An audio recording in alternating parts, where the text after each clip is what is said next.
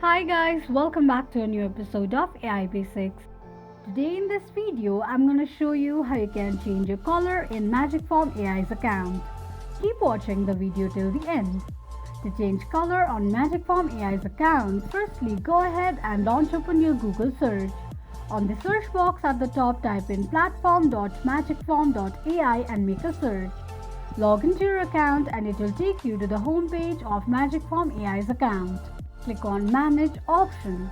On the next page, tap on Customize and then click on Look and Feel. Select your preferred color and click on Save Changes.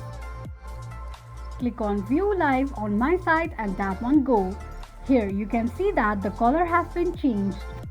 This is how you can change color on Magicform AI's account quickly and easily just in few steps.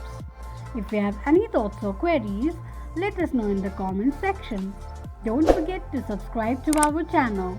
Also press the notification bell icon so that YouTube will notify you whenever we post a new video. I hope this video was helpful to you. Thank you so much for watching.